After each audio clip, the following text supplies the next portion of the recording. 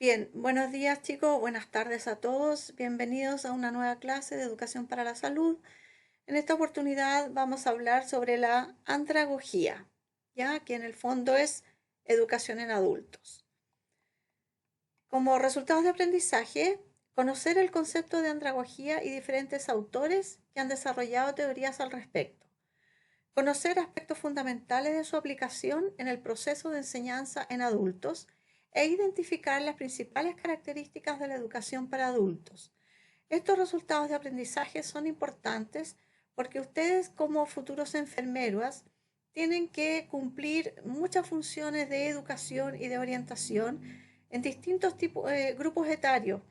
Y una parte importante es el adulto, ¿verdad? En todos sus controles y cualquier consulta o acercamiento que tengamos con algún adulto, es una instancia de aprendizaje, es una instancia de enseñanza.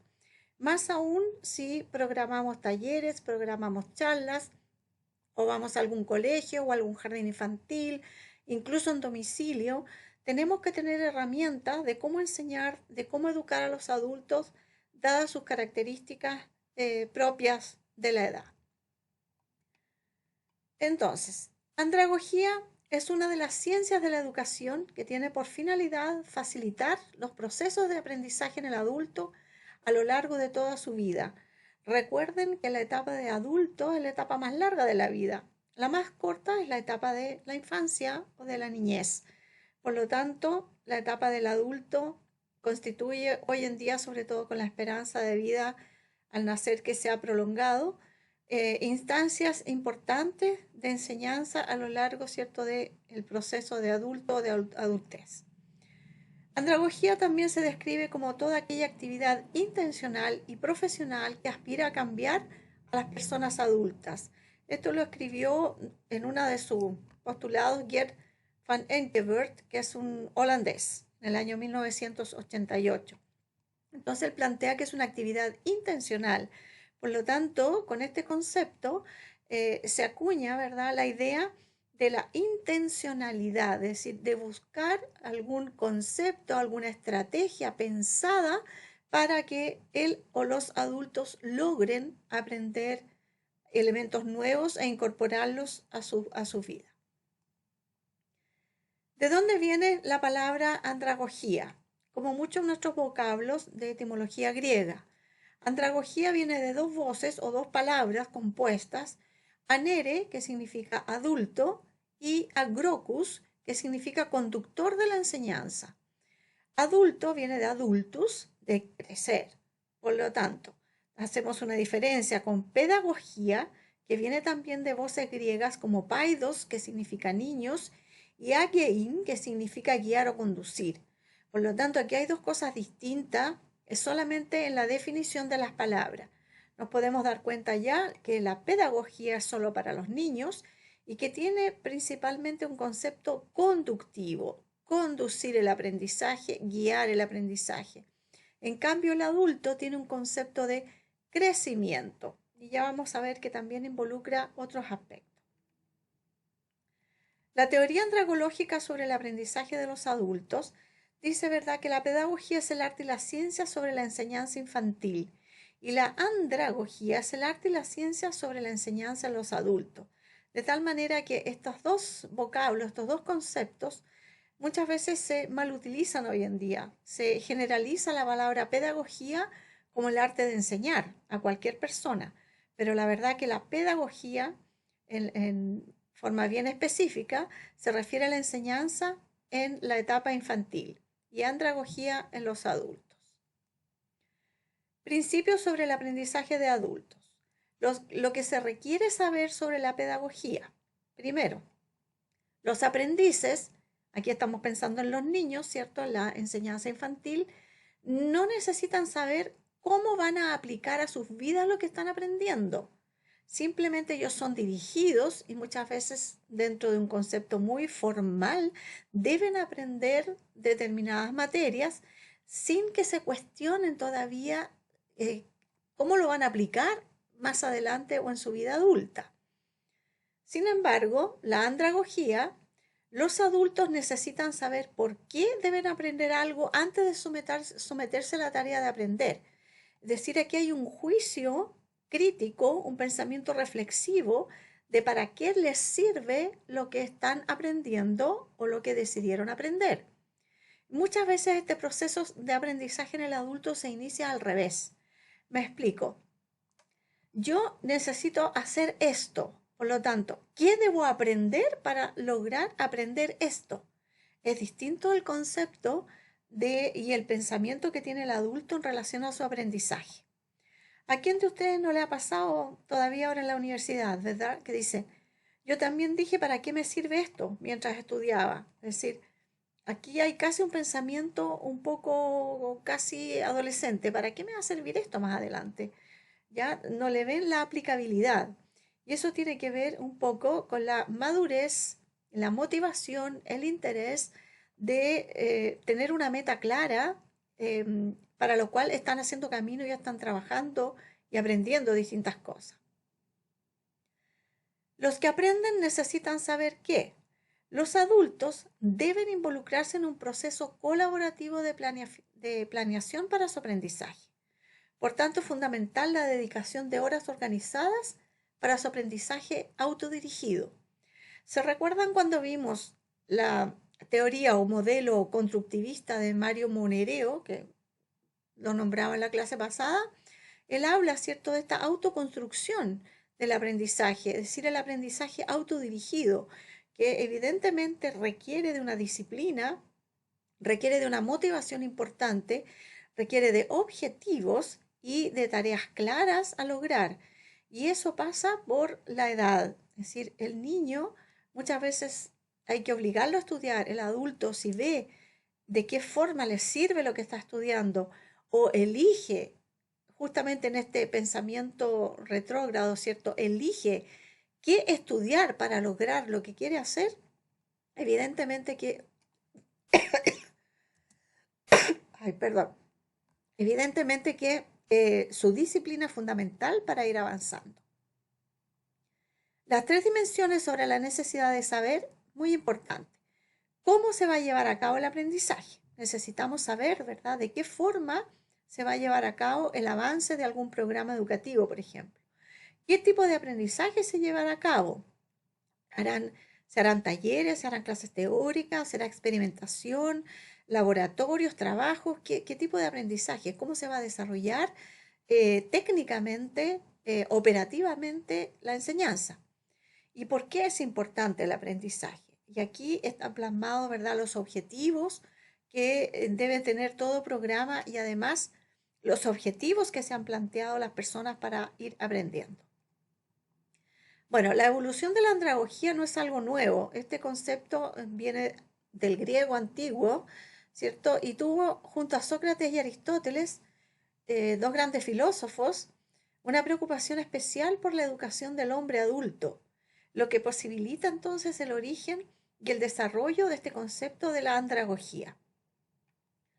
En sus obras principales, La República y las leyes, Platón elabora una teoría educativa muy interesante, bastante profunda, que incluso hasta hoy día se utiliza como conceptos básicos, sobre todo en la formación de los pedagogos. Se abrió un camino súper importante y muy decisivo en la evolución de las ciencias y las tecnologías, que dio posibilidad, ¿cierto?, a la aplicación de leyes científicas al terreno educativo.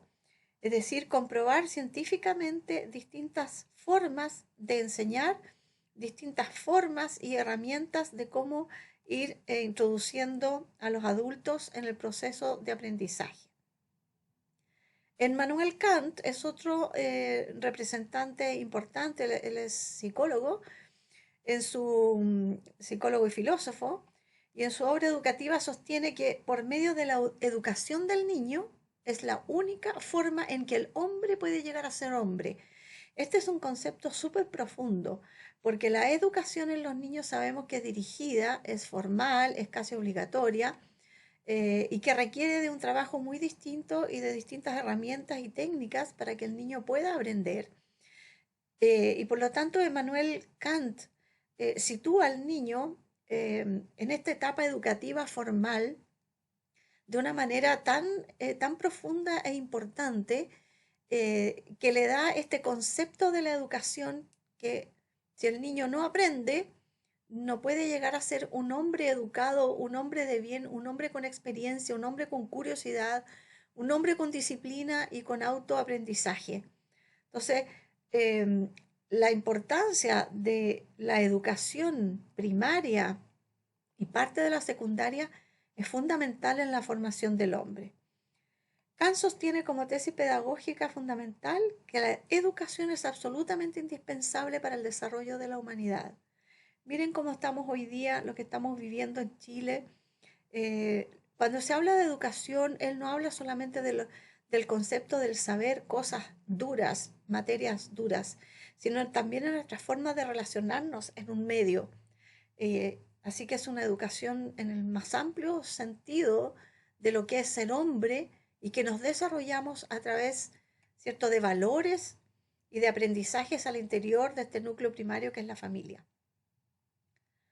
Bueno, Pestalozzi, eh, nacido en Zúrich el 12 de enero, en Suiza, ¿cierto?, 1746, él plantea otra teoría interesante en relación a la educación en niños, que dice que hay que respetar el desarrollo del niño para lograr una educación integral y que el niño tiene que jugar y por lo tanto a través del juego y la exploración y la observación el niño va aprendiendo de una forma significativa.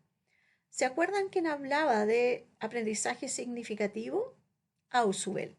¿Y quién hablaba del aprendizaje por descubrimiento? Jerome Brunner.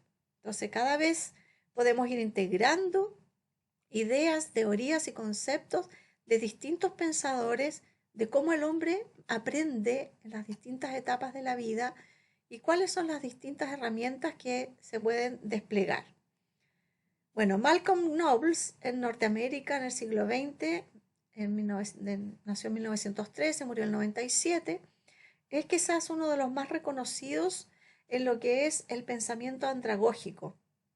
Desarrolló mucho esta teoría y formas de enseñanza y aprendizaje a los adultos.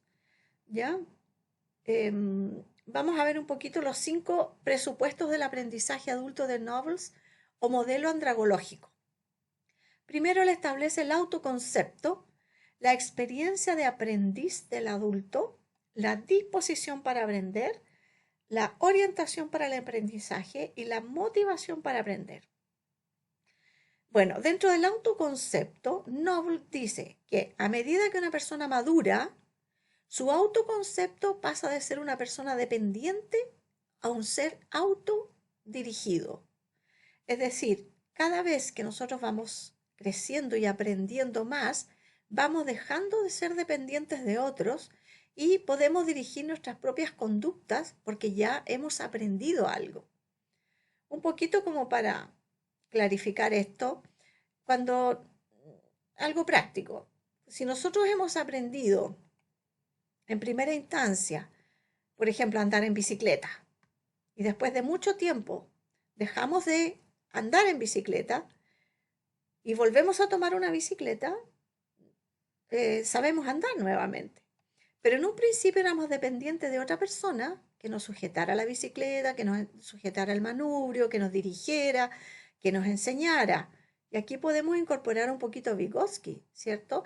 De esta zona de desarrollo próximo de aprender, yo tengo la potencialidad de aprender algo más y posteriormente ya no necesito ese facilitador, ese ayudante, y por lo tanto me transformo de una persona dependiente a un ser humano autodirigido. Es decir, ya he adquirido conceptos, conductas, aprendizajes que me permiten a mí decidir. Sobre la experiencia de aprendiz del adulto. A medida que una persona madura, siempre vamos en el crecimiento, acumula una gran reserva de experiencias que se transforman en un recurso incremental para el aprendizaje.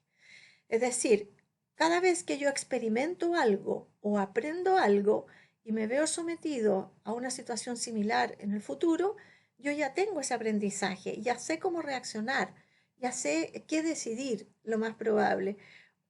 Y eso es un gran valor del adulto que ha vivido experiencias y que le puede transmitir a los jóvenes. Los jóvenes hoy en día piensan que nunca van a ser viejos y que los adultos no tienen nada que enseñarles, ¿ya? Y eso es un poco, lo ha creado esta globalización y la tecno- tecnologización, tecnologización del aprendizaje. Pero hay otros elementos importantes que considerar en el aprendizaje que tiene que ver con la emocionalidad y la transmisión de experiencias que siempre sirven, ¿ya? ¿Qué otro presupuesto importante habla Knowles? La disposición para aprender. A medida que una persona madura, su disposición para aprender se va orientando al desarrollo de las tareas de sus roles sociales. Es decir, ¿cuánto dispuesto estoy yo a aprender de algo nuevo y cuál va a ser mi rol social de generar conocimiento dentro de mi entorno cercano? ¿Qué responsabilidad social tengo yo al haber aprendido algo distinto y que puedo ayudar a otros? Otro concepto, la orientación para el aprendizaje. Orientación centrada en situaciones, problemas, decisiones y mejoras permanentes. Muy de la mano con lo anterior, ¿verdad? Cómo yo oriento mi aprendizaje en situaciones o problemas que estoy enfrentando por primera vez o si ya he tenido algún tipo de experiencia similar. Y qué decisiones voy tomando a partir de esas experiencias y que cada vez tienen que ser mejores y más completas porque ya las he experimentado. Entonces, eso es el aprendizaje, cuando las conductas se hacen permanentes a partir de experiencias o conocimientos ya internalizados. Y algo tremendamente importante que tiene que ver con la motivación para aprender. Quizás este es uno de los elementos fundadores del aprendizaje en todas las etapas de la vida. A medida que la persona madura, si ustedes se fijan, hay muchos de estos conceptos que parten con esa idea de que mientras más va madurando la persona, mientras más va desarrollando un pensamiento crítico, reflexivo, la motivación para aprender se va haciendo interna. Es decir, yo busco información porque quiero aprender, porque quiero ver otras cosas, porque me interesa estar al día, porque me interesa ver cómo avanza la ciencia, etcétera. No porque alguien me lo obligue o porque esté simplemente siguiendo un curso para terminar un posgrado, por ejemplo. Que bueno, eso también puede ser una motivación interna, ¿no? Quiero hacer un posgrado porque quiero aprender.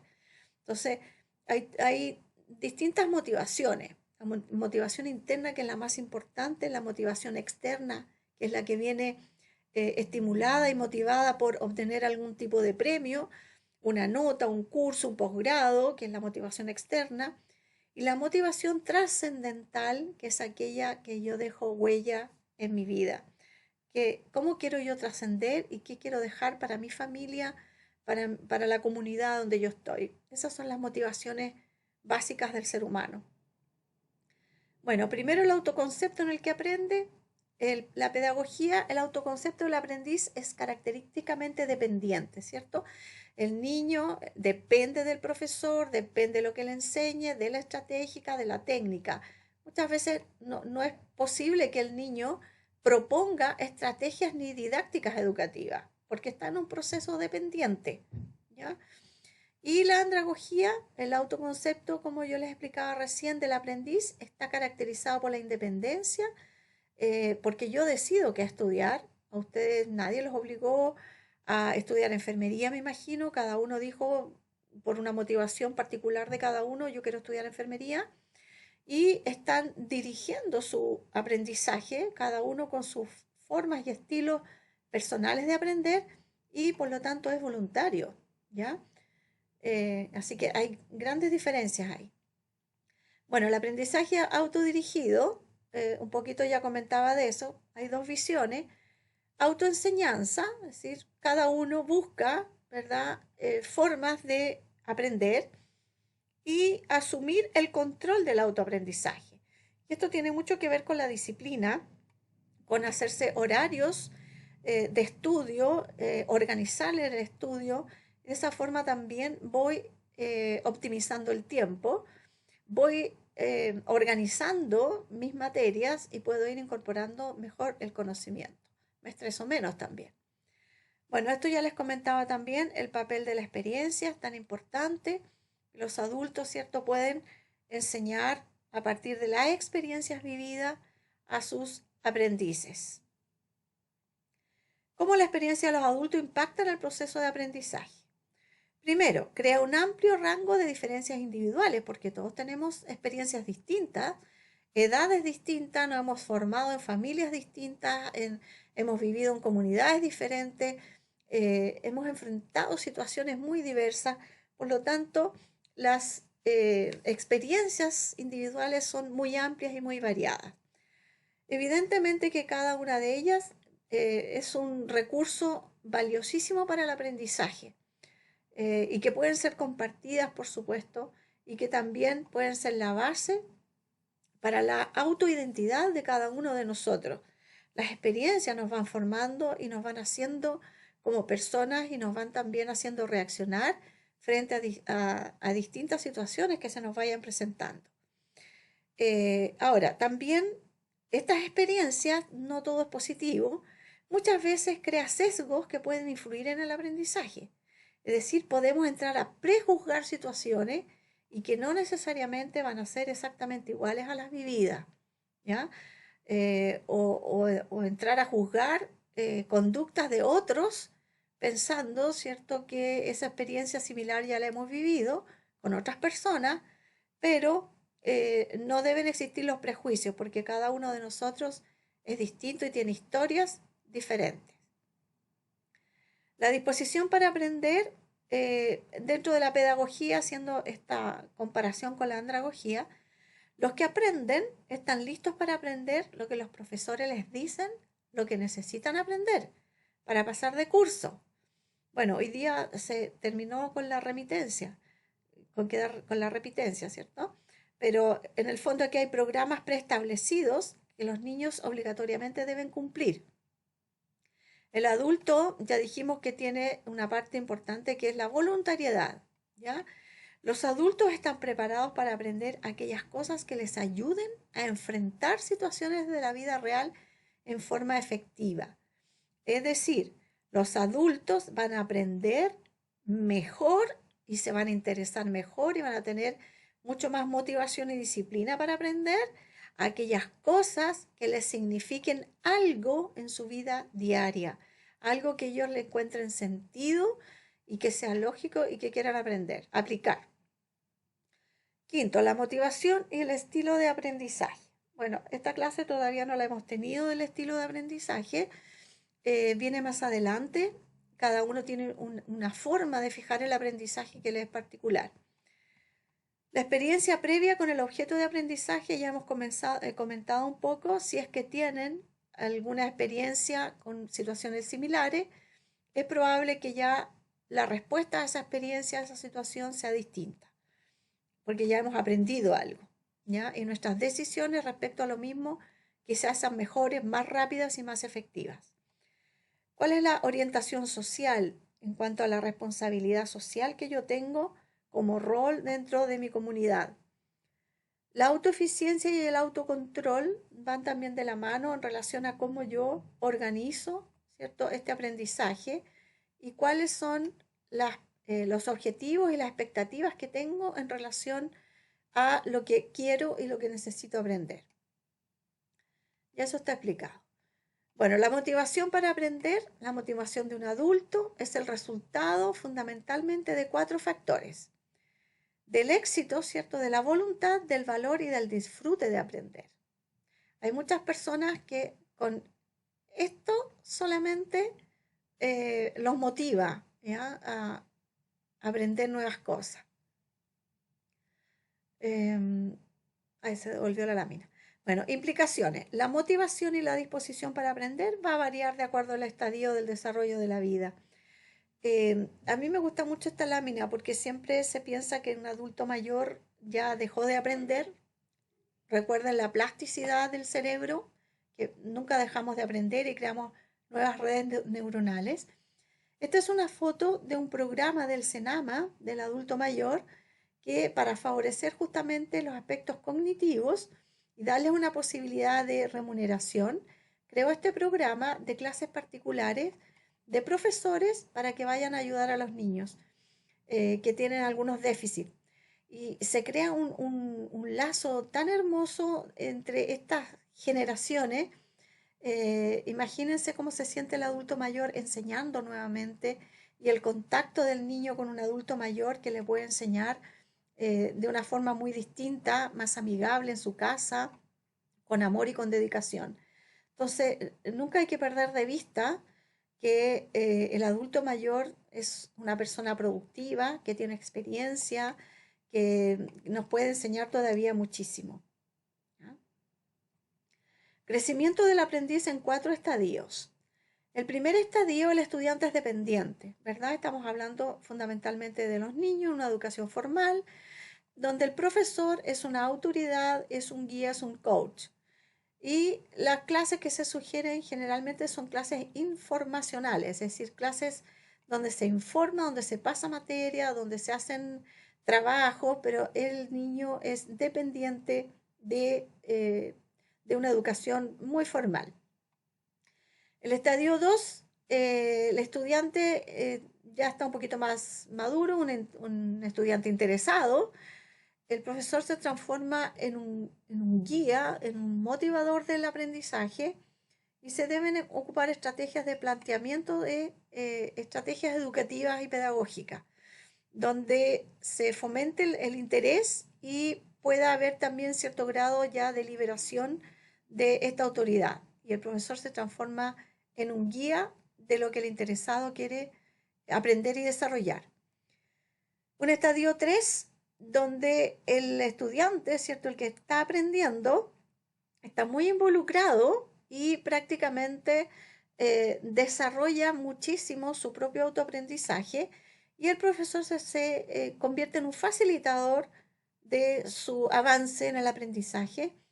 Y un ejemplo de clases, por ejemplo, los seminarios, que es una buena herramienta didáctica cuando ya estamos en un estadio 3 cuando el alumno está muy motivado, muy involucrado, muy comprometido con su aprendizaje. Y un estadio 4, cuando ya el estudiante dirige su propio aprendizaje y el profesor solamente se transforma en un consultor del mismo y por lo tanto a eso es lo que se tiende hoy en día con muchos programas universitarios. Se está generalmente entre estos dos estadios, ¿ya? Pero para eso se necesita un gran compromiso, madurez, involucramiento del estudiante, que evidentemente son todos adultos, pero con distintos grados de madurez, de experiencia, de motivación y de compromiso por lo que quieren lograr. El modelo de Kolb con estrategia entonces en el estadio donde hay experiencias concretas, la estrategia facilitadora del aprendizaje son hacer simulaciones y estudios de caso. El estudio de casos son, por ejemplo, una noticia importante en la televisión o en la radio o en un documento que se requiere analizar. Son casos reales, ¿ya? Que se analizan y se discuten y de esta forma se va concretando y construyendo el aprendizaje. Em, Observación y reflexión, cuando ya el estudiante está en estas etapas donde tiene un pensamiento muy reflexivo, ¿cierto? Discusión con grupos pequeños, hacer foros también es interesante para ir concretando aprendizaje. Cuando hay una conceptualización abstracta, es decir, un pensamiento un poco más abstracto, no concreto, se pueden compartir ideas y contenidos en relación a ciertos temas que se están analizando o trabajando.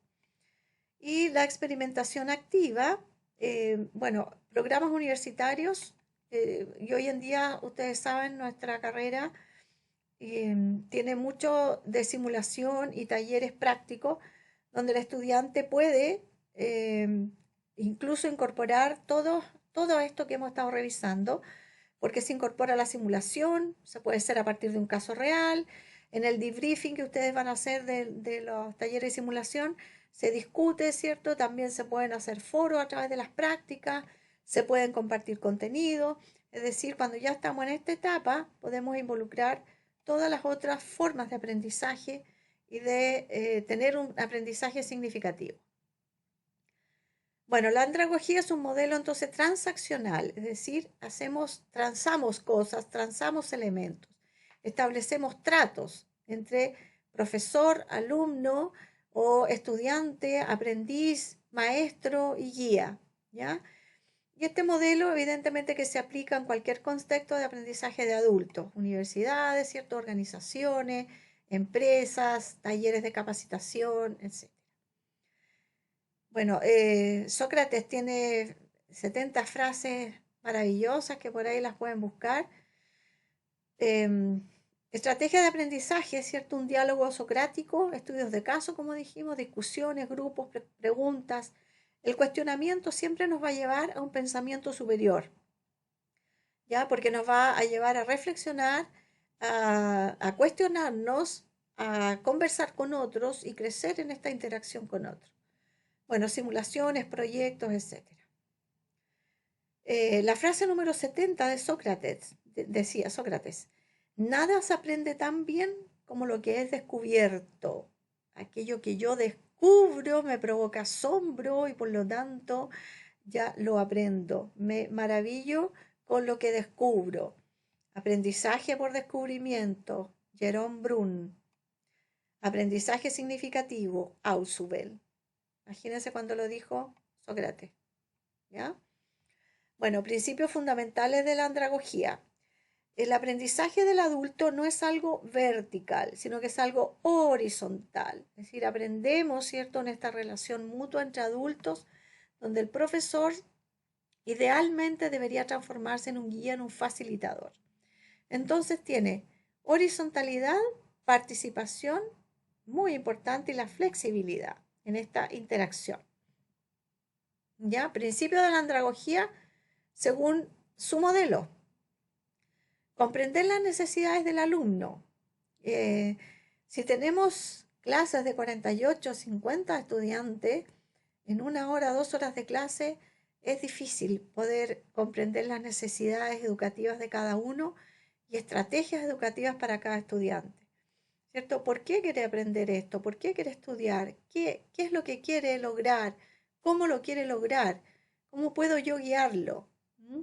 Concepto personal autónomo autodirigido. Este alumno tiene la capacidad y la disciplina de estudiar en forma más independiente de su profesor o necesita que el profesor esté encima todo el tiempo recordándole, haz la tarea, lee este caso, estudia, acuérdese de esto, o es un alumno que realmente tiene claras sus metas y que está comprometido y que aporta experiencia desde su vida o de su vivencia e incorpora todo. ¿Cuál es la disposición para aprender? ¿Está relacionada con su vida, con su desarrollo? Ninguno de ustedes yo creo que está obligado a aprender. Por eso mismo háganse un autoexamen, una autoconciencia de cómo estamos llevando a cabo cada uno de ustedes su propio proceso de aprendizaje. ¿Mm? Se tiende mucho, por lo general, a decir, sí, pero es que usted no subió la materia, sí, pero es que usted, no, sí, pero es que a mí no me llegó, sí, pero es que estuve acá, no, pero es que tuve que trabajar. No. O sea, háganse un autoexamen, ¿qué es lo que quieren lograr? Ustedes son todas personas adultas. Quiero que el profesor haga todo por mí o que me dirija, que me enseñe, que me guíe, que me dé facilidades y que me proponga caminos de aprendizaje y yo me autoconstruyo aprendiendo y siendo disciplinado. Bueno, Paulo Freire es un gran educador brasileño que también participó en acá en Chile en los años 60 en el Ministerio de Educación, ordenando un poco más que ordenando, colaborando con el proceso educativo chileno. ¿Ya? Fue un educador muy importante, un viejito muy amoroso, le digo yo, y que sacó a muchos niños del analfabetismo en Brasil. Entonces él da una idea, dice, dentro de sus postulados, busquen videos de Paulo Freire, es muy interesante. Adquiere una educación problematizadora para lo cual los educandos, en lugar de ser dóciles receptores de los depósitos cognoscitivos, se transformen ahora en investigadores críticos en diálogo con el educador para lograr las capacidades de autodeterminación. Es decir, cada profesor debería generar muchos problemas para sus estudiantes, ponerles muchas cuestiones y ponerlos a pensar, en vez de tenerlos sentados al frente escuchando al profesor. Él habla, ¿cierto?, de esta educación bancaria que habla, casi como que el docente se para al frente y deposita y deposita y deposita conocimiento en estos receptores dóciles, tranquilos y sentados que duermen o están con el celular o se aburren en clase. Entonces, ¿qué es lo que hay que hacer? Darles problemas, despertarlos para que haya una interacción y el estudiante realmente se transforme en un investigador crítico del diálogo, de lo que estamos conversando en una clase.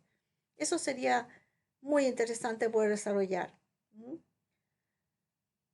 Bueno, fase de la función andragógica entonces. Consolidar los intereses para nuevas perspectivas en la vida, ¿cierto? Recuerden que estamos hablando de la educación en los adultos. Orientar al adulto, no guiar como un niño, no tratar como que es un niño grande que está estudiando. Recuerden los intereses, las motivaciones, las experiencias, el involucramiento son distintos. Actualizar para desarrollar el pensamiento y la creatividad, ¿ya? Interactuar con ellos y estar siempre eh, buscando nuevas alternativas y que cada uno también sea un aporte para la clase o el programa que se está desarrollando. Todo esto evidentemente tiene una proyección humana trascendente, el crecimiento del ser humano a través de la vida. Bueno, en conclusión, la andragogía es una sistematización, una articulación y difusión de teorías específicas acerca del aprendizaje del humano adulto. Tiene estrategias, tiene métodos y ocupa una didáctica especial para lograr el aprendizaje en adultos. ¿Qué permite la andragogía? El adulto decide qué aprender y cuándo aprender. Participa activamente en su propio aprendizaje. Debe intervenir en la planificación, ejecución y evaluación de sus actividades educativas. Estos son generalmente en programas un poco más abiertos que permiten esta permeabilidad más horizontal entre el alumno y el docente. Modelo de aprendizaje en adultos, un proceso de 8 etapas. ¿Por qué estamos viendo esto también? No solo desde el punto de vista de cómo ustedes son estudiantes dentro de la universidad, sino que también cómo ustedes tienen que considerar estas herramientas cuando vayan a hacer clases, cuando vayan a hacer una charla, cuando vayan a hacer su proyecto educativo, tienen que tomar en cuenta estos elementos si los van a hacer con personas adultas, ¿ya? Primero, preparar al aprendiz para el programa, ¿cierto? Segundo, establecer un clima adecuado para el aprendizaje en cuanto a la iluminación, la comodidad, el tiempo, etc. Planeación mutua, y aquí es cuando uno va a hacer en su diagnóstico participativo, que vamos a ver clases más adelante, cómo planear estas unidades educativas o estas charlas o seminarios. Esto les sirve para cuando ustedes sean profesionales también, ¿ya? Diagnosticar las necesidades de aprendizaje. Hoy en día, por ejemplo, con lo que estamos viviendo del coronavirus, ¿qué necesidades de aprendizaje tienen las personas que llegan, por ejemplo, a las consultas? ¿Cómo les vamos a enseñar cómo se transmite el coronavirus? ¿Cuáles son las medidas de prevención? Pero todavía no entienden, se andan paseando. Bueno, formulación de objetivos para el aprendizaje. Muy importante, ¿qué es lo que se quiere lograr al finalizar un determinado charla, seminario, clase, etcétera? ¿Ya? 6. Diseñando un patrón para las experiencias de aprendizaje, es decir, cómo vamos a incorporar las experiencias de cada uno, cómo vamos a canalizar y concluir respecto a eso. 7. Administrando la ejecución de las experiencias de aprendizaje relacionado con esto, la organización. Y finalmente, evaluando los resultados y diagnosticando nuevas necesidades de aprendizaje. Cada vez que uno aprende algo, quedan cosas por aprender, ¿cierto? Solo sé que nada sé. Cada vez que aprendemos algo, queda algo mucho más por aprender. Se abren nuevas ventanas de aprendizaje. Bueno, acá está un poquito lo que les fui contando. ¿ya? Establecer el clima para el aprendizaje, respeto mutuo, ¿cierto? Colaboración, confianza, apoyo, apertura, es decir, que haya un clima de recepción cómoda y de mutuo apoyo, no impositivo. El ambiente físico agradable, que permita la interacción, ¿ya? Que sea cálido, desplazamiento cómodo, ¿no?